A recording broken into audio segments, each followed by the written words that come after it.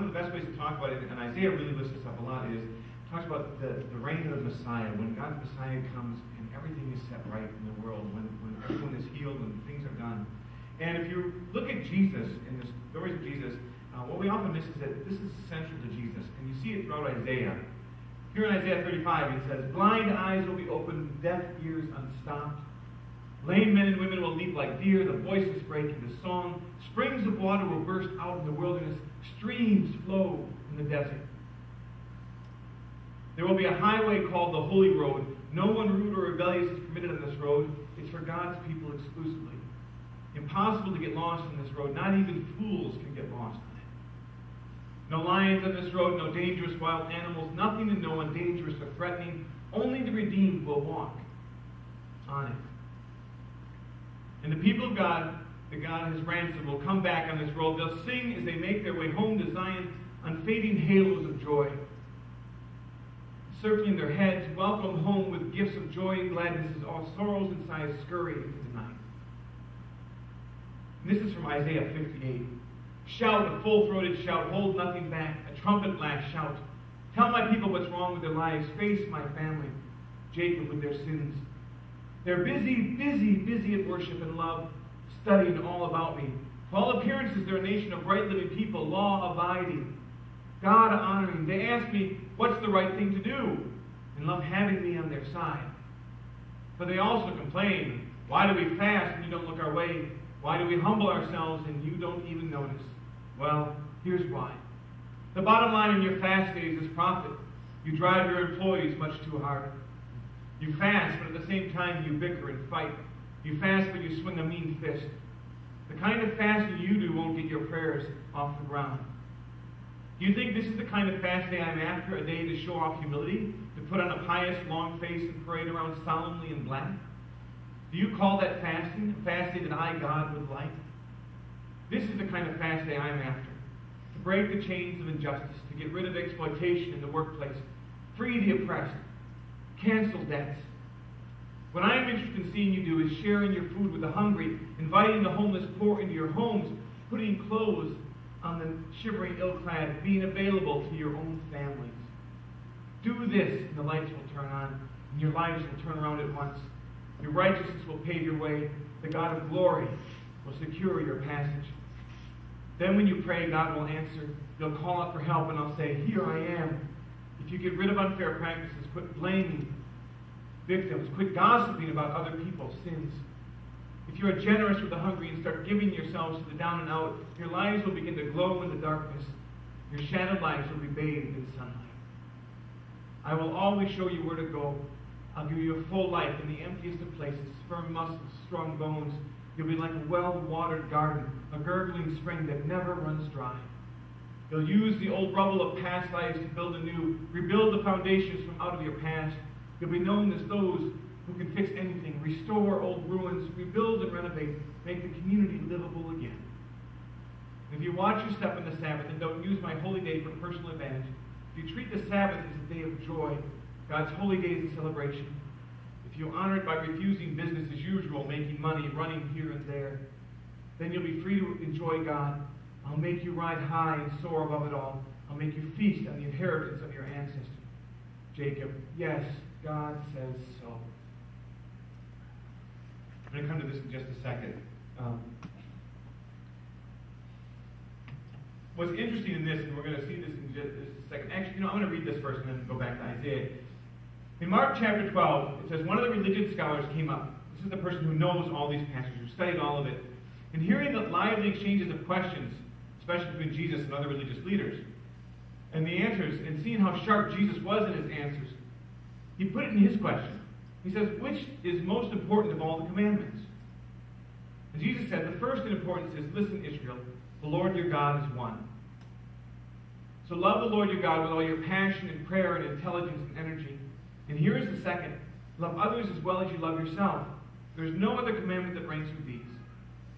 The religion scholar said, wonderful answer, teacher. So lucid and accurate, that God is one and there is no other. And loving him with all passion and intelligence and energy, and loving others as well as you love yourself, why, that's better than all the offerings and sacrifices put together. And when Jesus realized how insightful he was, he said, "You're almost there, right on the border of God's kingdom." And after that, no one else dared ask a question.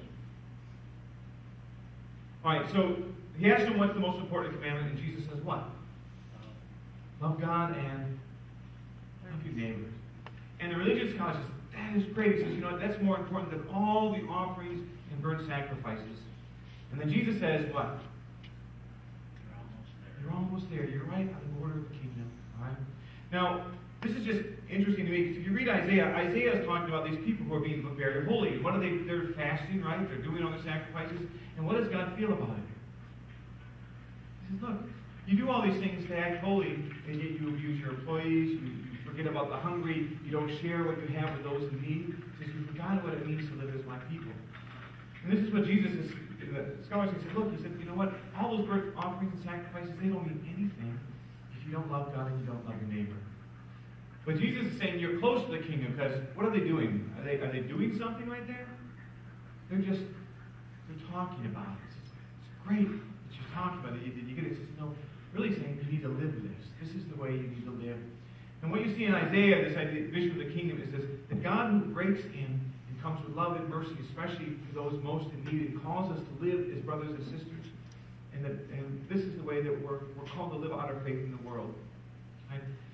There's one more quote from Isaiah I want to have someone else share with us. If we could just bring this next clip up for us here. Face the difficulties of today and tomorrow, I still have a dream. It is a dream deeply rooted in the American dream. I have a dream that one day this nation will rise up, live out the true meaning of its creed. We hold these truths to be self-evident, that all men are created equal.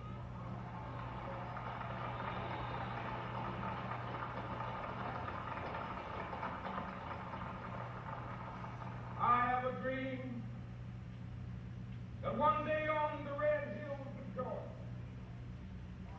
sons of former slaves and the sons of former slave owners will they be able to sit down together at the table of brotherhood. I have a dream that one day even the state of Mississippi, a state sweltering with the heat of injustice, sweltering with the heat of oppression, will be transformed into an oasis of freedom and justice. I have a dream that my four little children will one day live in a nation where they will not be judged by the color of their skin, but by the content of their character. I have a dream today.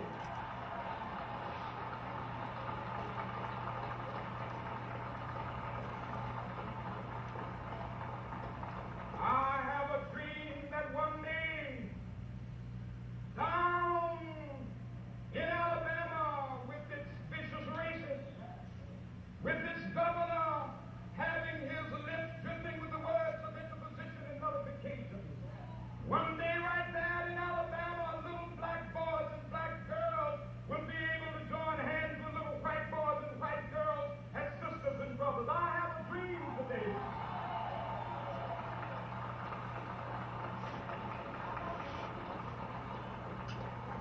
I have a dream that one day every valley shall be exalted, every hill and mountain shall be made low, the rough places will be made plain, and the crooked places will be made straight, and the word of the Lord shall be revealed, and all flesh shall see it together. This is our hope. This is the faith that I go back to the South with. With this faith, we will be able to hew out of the mountain of despair a stone of hope.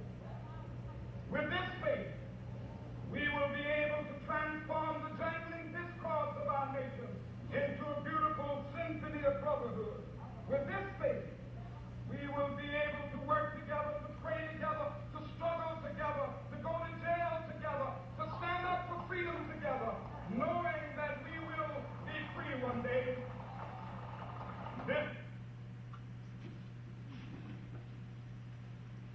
Anybody know what that was? Y'all look like you're sleepy this morning, huh? No? Right. Well, that was pre-recorded. It was 49 years ago. Pre-recorded. That's right. Have to get a color on it. Did you catch the quotes from Isaiah? Anybody catch that? Here we go. He didn't say it was Isaiah, but where he says every hill will be made low, every valley will be raised up, right? Rough places will be made right. He's talking. That's from the prophet Isaiah, and what Isaiah is talking about is people who are in exile, who have been taken from their city, and between them and their home is the desert. He says God is going to make the hills between low and valleys raised up. He's going to make a smooth, a highway, a straight way to come right back to the place you're supposed to be. It's a place that God has made for you. Right? Now it's interesting too. He talks about the dream. He talks about the American dream, but if you read him, the word dream is not what we think of, like this hope that things might be like this.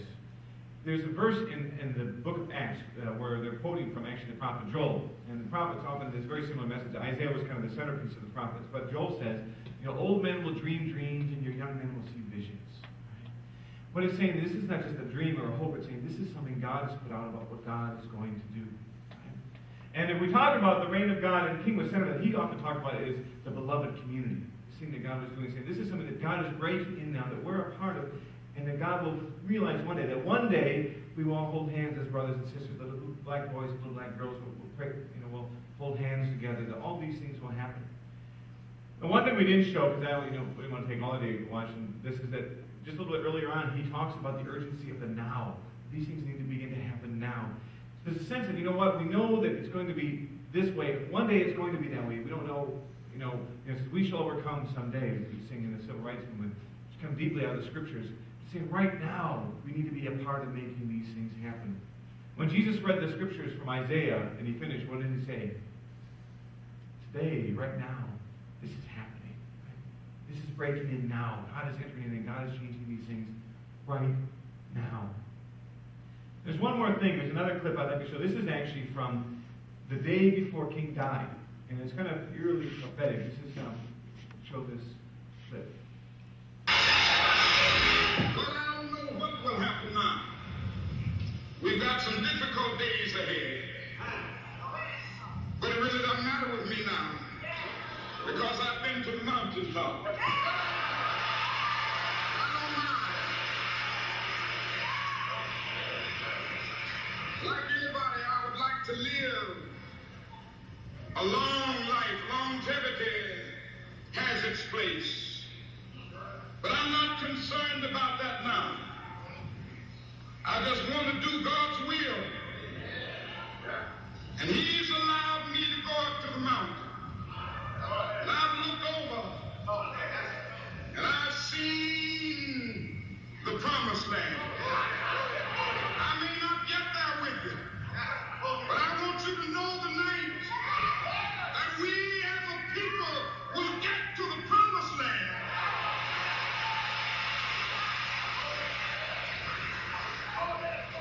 So I'm happy tonight. I'm not worried about anything. I'm not fearing any man. My eyes have seen the glory of the coming of the Lord.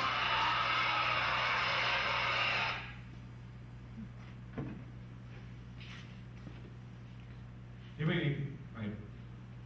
Do you know what images, where the image comes from he's talking about? He says, I've been to the mountaintop. He says, I looked over and I've seen the promised land. Do you know where that image comes from? It's from the book of Exodus. This is the story from Exodus. I'm going to touch this in just a second, but Moses, whom God calls to lead the people of Israel out of slavery, he gets to go to the mountaintop. He gets to look over to the promised land, but he doesn't enter into it. He goes